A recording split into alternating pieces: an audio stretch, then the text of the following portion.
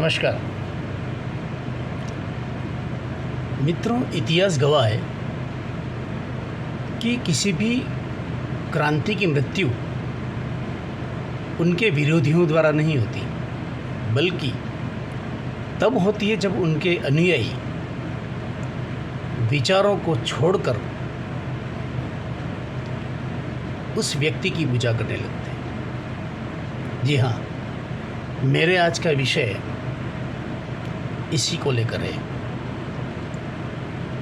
व्यक्ति बनाम विचार। जब कोई महान व्यक्ति जन्म लेता है ना, तब वह अपने समय से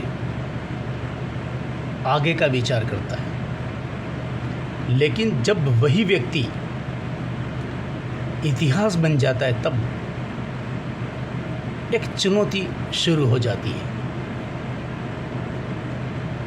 कि क्या हम या समाज उन विचारों को आगे बढ़ा ले पाएगा, या हम केवल उस ऐतिहासिक व्यक्तित्व की पूजा करेंगे। ये कमोबेश होता आया है। बुद्ध ने कहा है कि अप्पो दीपो भव, अपने दीपक स्वयं बने। उन्होंने कभी नहीं कहा कि मेरी पूजा करो, लेकिन आज बुद्ध का विचार कम और बौद्ध अनुष्ठान अधिक दिखाई देते हैं। यथा कबीर ने भी कहा, कबीर ने ज्ञान से ज़्यादा अनुभव को महत्व दिया, लेकिन उसके साथ उन्होंने साथ में दोहे भी गाए। एक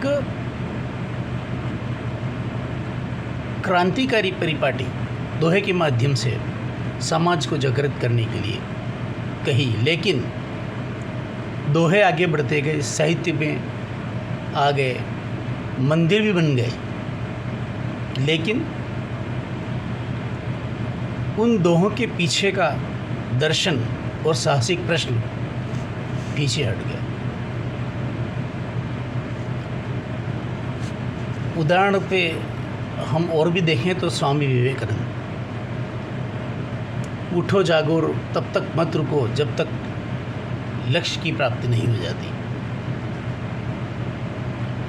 उन्होंने युवाओं से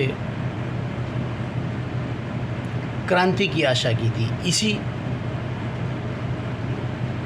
वाक्य, इसी सुवाक्य के साथ में, इसी संदेश के साथ में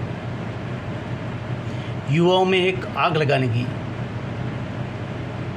जगानी चाहिए थी। लेकिन हम केवल जयंती मना पाए, वह साहस पैदा नहीं कर पाए। तो क्या हमने उस संदेश को समझ पाए? ये एक यक्ष प्रश्न है।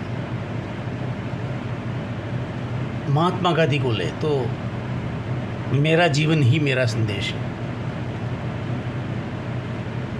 उन्होंने कभी नहीं कहा कि मेरा आवश्यक चित्र हर कार्यालय में, घरों में लगा है, लेकिन सत्य, अहिंसा और स्वावलंबन जिसे जीवन में उतारना चाहिए, वो सिर्फ जयंतियों में सिमटे। यही बात ओशो में भी दिखती है। सत्य की किसी पुस्तक, परंपरा या व्यक्ति में कैद नहीं हो सकता, ओशो का कहना है। उन्होंने मनुष्य को स्वतंत्र चेतना की ओर बुलाया, लेकिन उनके जाने के बाद बड़ी संख्या में अनुयायी जो कि खोजी और क्रांतिकारी होने चाहिए थे, स्वतंत्र विचारक, तर्कशील होने चाहिए थे, वे केवल उन शब्दों के संरक्षक होकर रह गए। प्रवचन बढ़े, शिविर बढ़े, उद्धरण बढ़े, लेकिन प्रश्न आज भी खड़ा है, क्या उसी अनुपात में स्वतंत्र और जागृत मनुष्य भी बढ़े? ये विचारणीय है।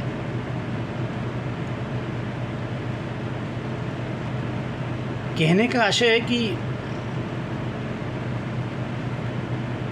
समाज जब ऐतिहासिक व्यक्तियों की केवल मूर्ति पूजक बन के रहता है, उनके विचारों को आत्मसात नहीं कर पाता, विरोधाभास वहीं पैदा होता है। दार्शनिक जिद्दू कृष्णमूर्ति का उदाहरण भी लें हम तो, सत्य कोई बना बनाया मार्ग नहीं है। यदि सत्य का कोई तय मार्ग नहीं है तो किसी भी महापुरुष के विचारों को अंतिम सत्य मान लेना यह संदेश के लिए न्यायपूर्ण नहीं होगा। ये जितने भी क्रांतिकारी महान महापुरुष हुए, पूरा समाज उनके मूर्ति पूजा यानी उनके व्यक्ति पूजा पर सीमित हो गए। विचारों को आत्मसात हम नहीं कर पाए। ये शॉर्ट समरी है।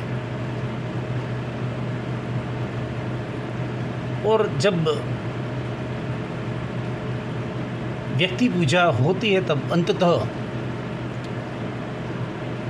विचारों की शत्रु हो जाती है। आज हम समाज में देखते हैं कि विचारों की जगह नारे हैं, संवाद की जगह जयकारे हैं, प्रयोगों की जगह परंपराएं हैं, तो परिवर्तन की जगह आयोजन हो रहे हैं। महापुरुषों की जयंतियां पहले से अधिक भव्य हो गई है, लेकिन क्या समाज पहले से ज़्यादा जागृत हुआ है उनके विचारों से, जिनकी जयंतियां महोत्सव मनाए जा रहे हैं? यह प्रश्न हम स्वयं को पूछना चाहिए खुद से। प्रतिमा बनाना आसान है, पर परंपरा बनाना कठिन। उद्धरण याद रखना आसान है, पर विचारों को आगे बढ़ाना मुश्किल। उत्सव मनाना आसान है, पर उनके विचारों को आगे बढ़ाना मुश्किल। सच्चा अनुयायी वह नहीं है जो गुरु के हर वाक्य को दोहराए, बल्कि वह तो गुरु की चेतना को अपने समयानुसार चुनौतियां भी दे। इसलिए आवश्यकता है कि हम जो महापुरुष हो चुके हैं उनके विचारों को, उनके अधूरे सपनों को पूरा करने में लगाएं। जब व्यक्ति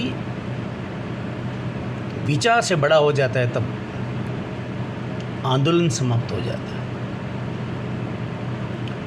लेकिन जब विचार व्यक्ति से आगे बढ़ने लगते हैं तब इतिहास बदलता है। हमें व्यक्ति से ज़्यादा उनके विचारों का आत्मसात करने की ज़रूरत है।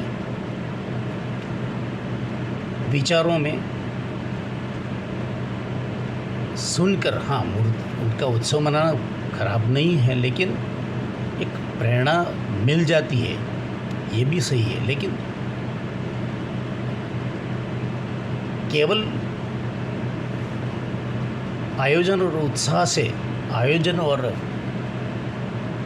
प्रतिमा से उनके विचारों का क्रियान्वयन में लाना डिफरेंट है। महत्वपूर्ण ये है कि व्यक्ति की पूजा से ज़्यादा उनके विचारों को रूटीन लाइफ में, जीवन के दैनंदिन में शामिल किया जाए। यही मेरा हम सब से निवेदन है। नमस्कार।